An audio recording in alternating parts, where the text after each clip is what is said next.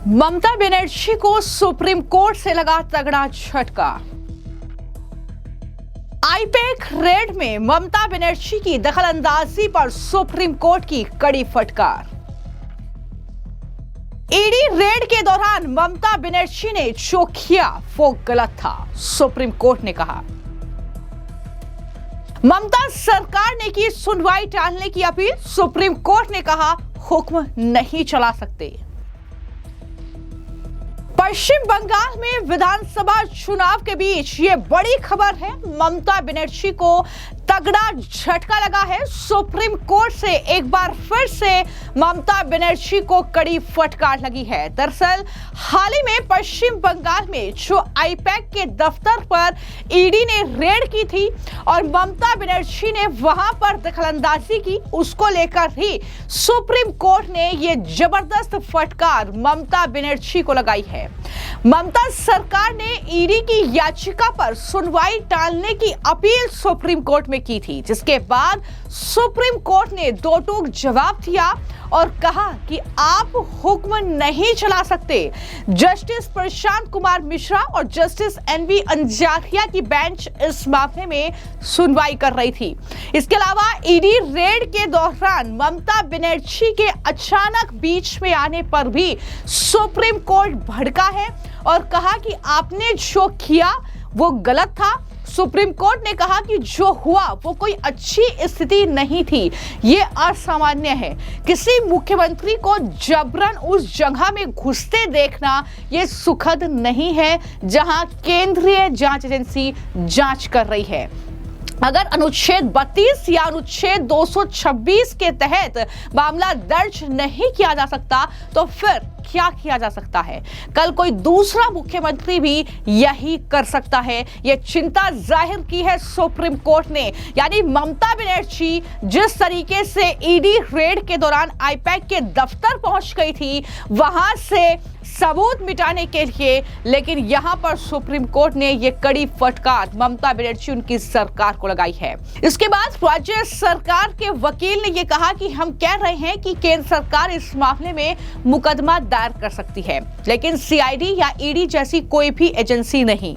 अगर वो ऐसा करते हैं तो संविधान के अनुच्छेद 145 के तहत सर्वोच्च न्यायालय में 5 न्यायाधीशों की पीठ गठित करनी होगी और ऐसी एजेंसियों की शक्तियां का पुनर्निर्धारण करना होगा। यहाँ पर जो ममता सरकार की तरफ से वकील पेश हुए, उन्होंने भरपूर कोशिश की कि किसी तरीके से सुप्रीम कोर्ट में ये सुनवाई टाली जाए।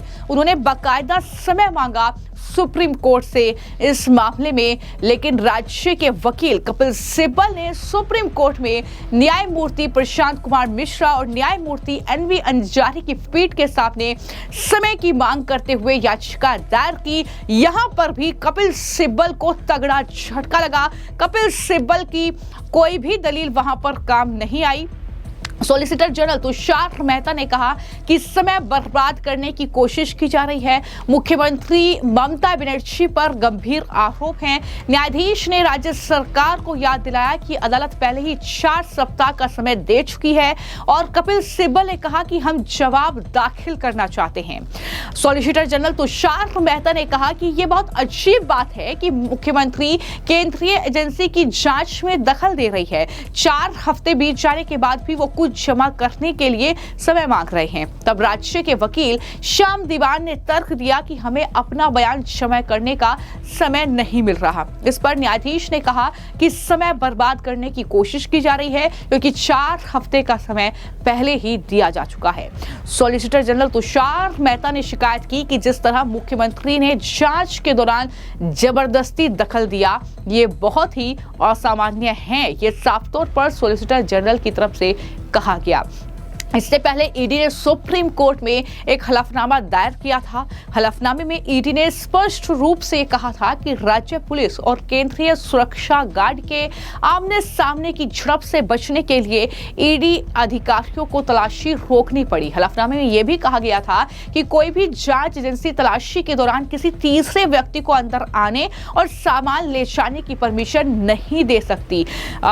यहीं पर सरकारी वकील श्याम दीवान ने ईडी के मामले की स्वीकार्यता पर सवाल उठाकर अपनी दलील दी और ममता बनर्जी सरकार की ओर से जो पेश हुए वकील, उन्होंने कहा कि ईडी एक न्यायिक संस्था नहीं है, इसलिए वो संविधान के अनुच्छेद 32 के तहत याचिका दायर नहीं कर सकती। दूसरे, यदि ईडी के मौलिक अधिकारों के उल्लंघन की कोई संभावना नहीं है तो अनुच्छेद 32 के तहत दायर याचिका स्वीकार्य नहीं है। यहाँ सवाल यह है कि क्या ईडी याचिका दायर नहीं कर सकती है, ये सवाल उठ रहे हैं। राज्य का कहना था कि अनुच्छेद 32 के तहत किसी नागरिक व्यक्ति या कानूनी निगम निकाय को संविधान के मौलिक अधिकारों के उल्लंघन का आरोप लगाते हुए सर्वोच्च न्यायालय में जाने का अधिकार है। यदि ऐसा नहीं है तो ये मामला दायर नहीं किया जा सकता।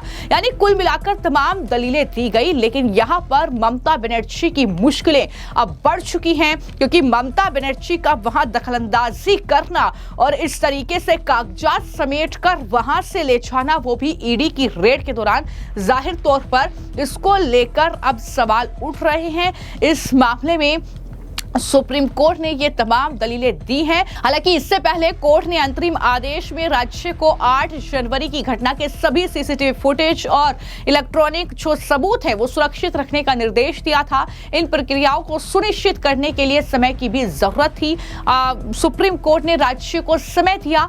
आज एक और सुनवाई हुई, राज्य ने फिर से समय मांगा। राज्य ने सवाल उठाए कि ईडी ने जवाबी मामला क्यों दायर किया, इसके पीछे क्या तर्क है। यानी कुल मिलाकर यहां पर ममता सरकार, ईडी, सुप्रीम कोर्ट में जबरदस्त तरीके से आमने सामने हैं। लेकिन इन सब के बीच सुप्रीम कोर्ट ने जो टिप्पणियां की हैं वो काफी अहम है कि आप इस तरीके से दखलंदाजी नहीं कर सकती, और आप जो बात कह रही हैं सुप्रीम कोर्ट में, आपका हुक्म यहां पर नहीं चलेगा।